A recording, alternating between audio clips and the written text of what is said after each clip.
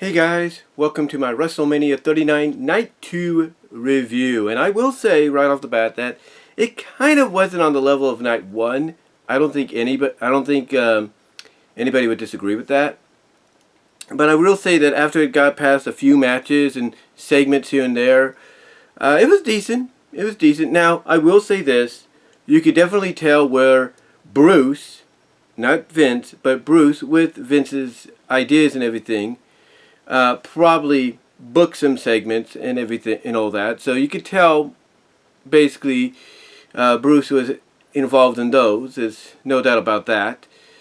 But everything else I thought was good. The Omos Brock Lesnar match, kicked off everything, and it did its job. It went for about 5-6 minutes, did its job. Even in defeat, we do agree with this or not, it made Omos look like a beast. But of course Brock won. So that was good. It didn't really hurt anybody, so I thought it did okay.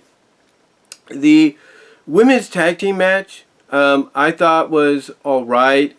It's kind of like one of those. It's kind of like along the lines of what I talked about. What was it? About the women's the 6-woman tag yesterday with Trish, Lita, and Becky against Damage Control. I kind of look at the women's Fatal 4-Way Showcase match tonight, and I do agree that it was more probably appropriate to be like a main event for a SmackDown, maybe, that you could build up to or something.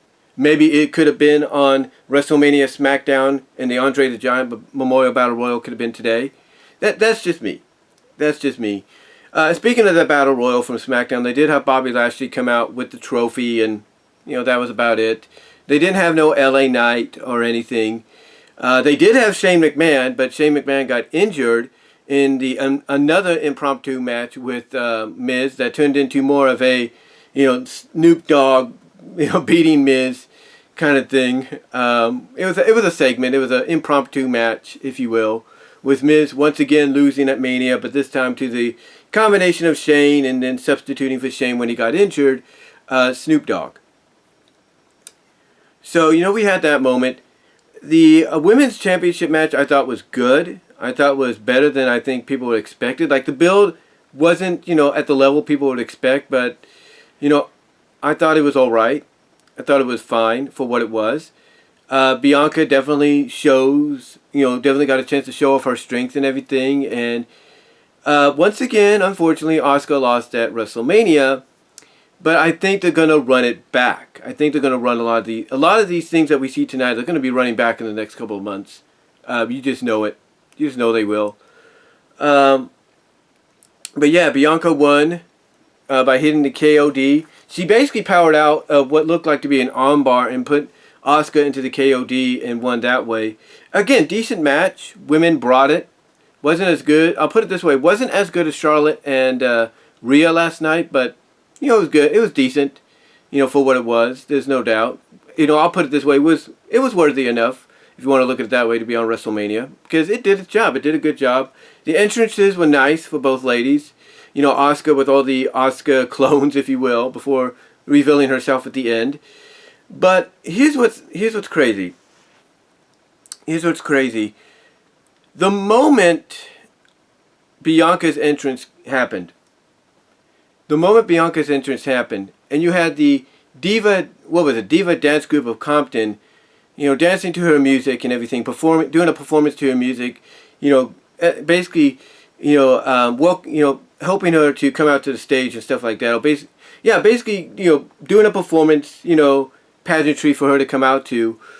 The moment I saw was all those little girls there, mostly those young girls that are part of that Dance Diva Compton. It's like, yeah, she's winning. It's almost like WWE's trying to tell you, whether it's Triple H, Vince, Bruce, whoever you want to believe. It's almost like WWE's telling you, it don't matter whose regime, everything's being booked under. It don't matter whose regime it is. Bianca is always going to be the focal point of the women's division on the Raw side of things because of her appeal with the young ladies and all that, or the young girls and everything. And again, the moment I saw that entrance, I was like, yeah, she's winning. She's winning. Because, I'll say this. The one thing that's always a common thread, and I don't know why people don't ever pick up on this. I don't know why, but every time you have a match with a few exceptions here and there, you know, like tonight and last night, you know, with a few exceptions here and there, most of the time you know who's going to win because they're the last person out, you know, to come out. They're the last person to come out. Sometimes that's not always the case, but, you know, like yesterday with Austin Theory coming out last, and, well, not coming out last, but with John Cena coming out last after Theory, and, you know, Balor coming out last after Edge, you know, yeah, Balor lost, and Cena lost, you know, and they were the last ones to come out for the matches. Well, Edge for tonight and Theory last night came out first. So it's not always, you know, like the same kind of like predictable guessing game. But to me, you know, with those being the exceptions, you always have to realize that anytime somebody comes out, you know, depending on the situation, you know that person or people or that team is going to win. You know, there's no doubt. And we should have saw that tonight. We should have realized that tonight. The moment Bianca came out, and again with those Dance Diva group of Compton, those young girls, very nice entrance, no doubt, you knew she was going to win. Because that's basically WWE, again, don't matter what regime it's under, you know, creatively, is telling you that's what we're about with Bianca. You know, the young girls looking up to her. And again, the match was good, and Bianca ended up winning. And they'll probably play this back at Backlash, knowing WWE. As far as the Hell in the Cell match goes, I thought it was great. I thought it was great and everything. We had blood. Yes, we had some blood and everything. Unfortunately, the difference between WWE and AEW and even Impact is WWE will stop a match if someone's bleeding. And they did here. And it did. And even though the stoppage kind of derailed the match just a tiny bit, you know, in the end, you know, after that, it was good. It was actually really good. Edge ended up winning. He used a lot of moves that he's been associated with using. Like, he used his own Edge-O-Matic. He used Gangrel's Impaler. He used Christian's Kill Switch Unprettier. You know, he did the Impaler DDT off the ladder. Yes, they did use the ladder in the match, just like he did with Eddie Guerrero back in 2000. And he ended up winning by hitting Finn Balor, you know, with a concerto. And thus he becomes, I think, what is it, the third or fourth person in WWE since Balor's been there to defeat him, you know, while he's in his demon persona. And the entrances for both of them are good. You know, Finn, you know, came out to, you know, basically his typical entrance, but had the little purple smoke and everything to represent Judgment Day and all that. And Edge, he came out with a hybrid entrance. He came out with basically Slayer with like a death wing kind of thing. Cause I got a Batman. I don't know what you call it, like a Death Angel kind of mask. Death Angel kind of mask and wings. And, you know, outfit. I thought it was really cool. And he came out to Slayer. And unfortunately, the match, of course, they had sponsorships for some of these matches. This was sponsored by the Pope's Exodus. Yeah. It was promoted by that. They did the trailer and all that. And yeah, I don't know anybody's going to really want to see that movie. But they did get Russell Crowe to do kind of like an intro for it and everything. But like I said, I don't know if anybody's going to go watch that movie. I think that movie's going to get panned big time. And yeah, I don't think it's going to last long in theaters, to be honest with you. I really don't. But besides that, the match was good. I think what threw people off a little bit was, you know, we had purple candlesticks and red candlesticks at first, and then we got back to the regular colored ones. And then they had a purple table. It's like, okay, we know you're signifying the difference between Edge, because red represents Edge and purple represents Judgment Day. So we'll let it slide with that. We did get the original Hell in the Cell. Well, I thought it was the classic Hell in the Cell. But no, it was actually the more modern Hell in the Cell. But it wasn't red. It was the Hell in the Cell that was basically an improvement, if you will. They didn't go outside, even though they had the opportunity when they opened the door to come in and attend to Balor because he was busted open the hard way. Outside of those things, you know, the match was good. The match was really good. Probably one of the better Hell in the Cells they've had in a while at a Mania, or anything outside of the Hell in the Cell pay-per-view that they used to center around. But yeah, I thought it was good. And I can't wait to see where they go with it, where Edge goes from here, and where Finn Balor and Judgment Day go from here. You know, I'm not going to be surprised if Judgment Day turns on Balor. I will not. I won't be. Because basically we saw that, you know, Judgment Day turned on Edge, what was it, a month after Mania or something? He turned on Edge when they brought in Finn Balor, and Finn basically took the group away. I'm not going to be surprised if we get something similar tomorrow. I will not be. And I could be wrong, but I won't be.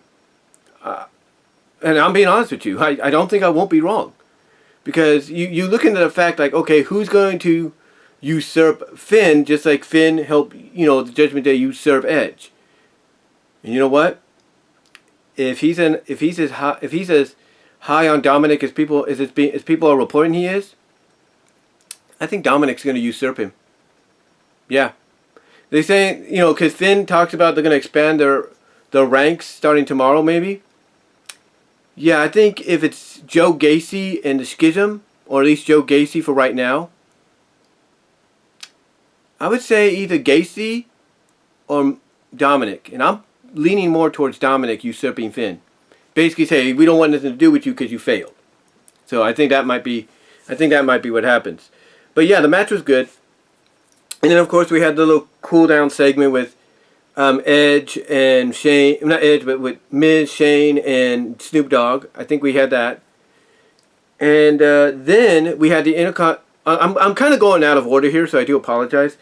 But in between all that, we also had the Intercontinental Championship match, which I thought was great. One of the best, I will agree, one of the best Intercontinental Championship matches at WrestleMania in a long time. Hard-hitting, there's no doubt. I mean, these guys were chopping the living you-know-what out of each other.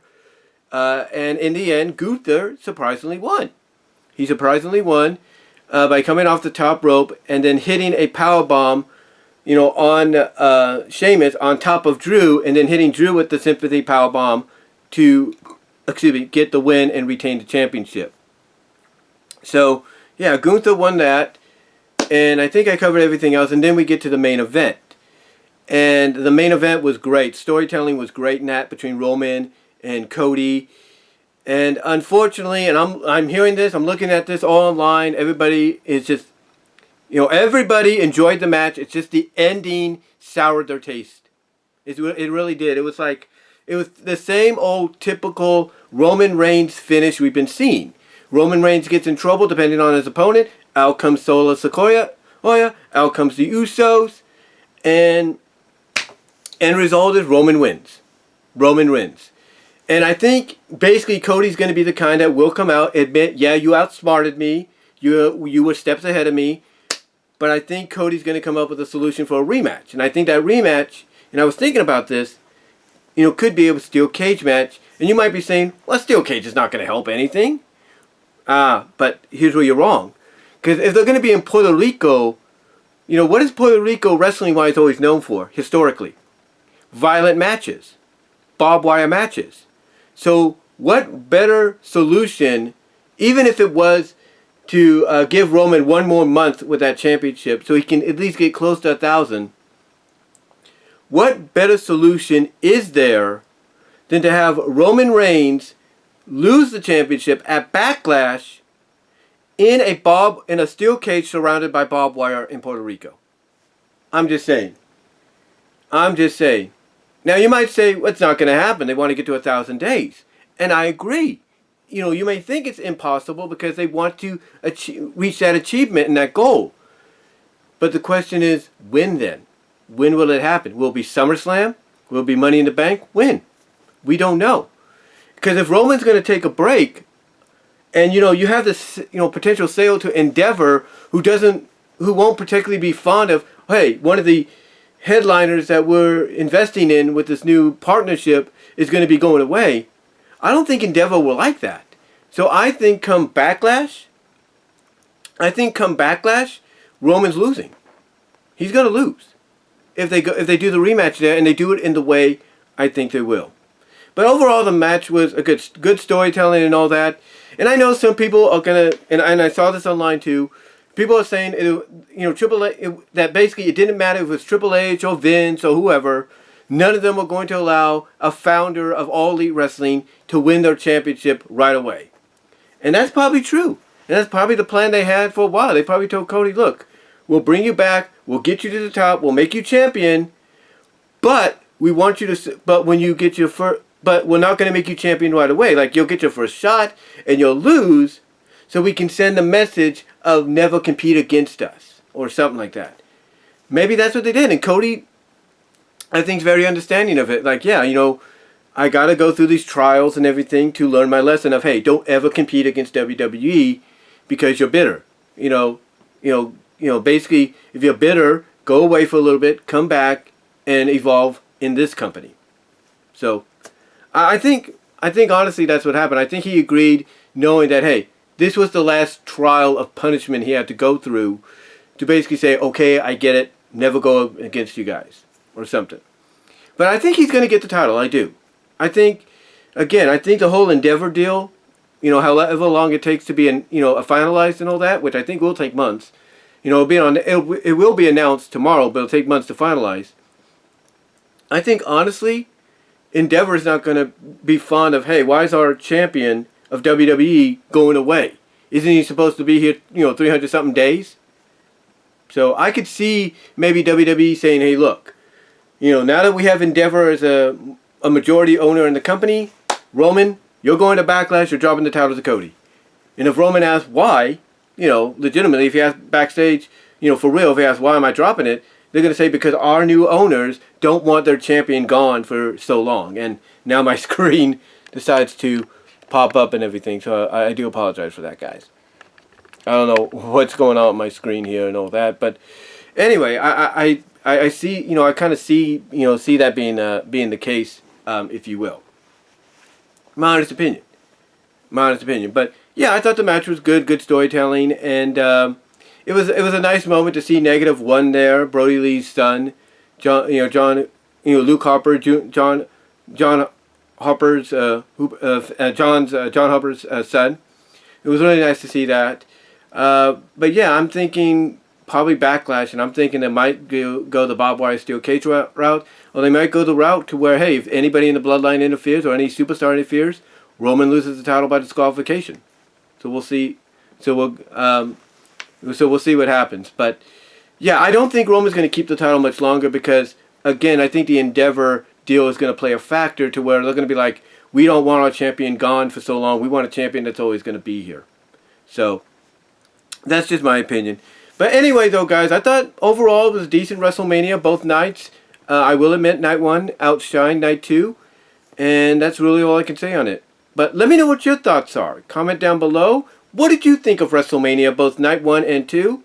How did you feel about it overall? Which matches do you look at as succeeding overall on WrestleMania weekend? Which ones did you think stole the show on both nights? Let me know in the comments and in the live chat during the premiere. And until next time, guys, I will talk to y'all later. Peace out, God bless, and thanks for watching. I am out. Oh, and subscribe to the channel too.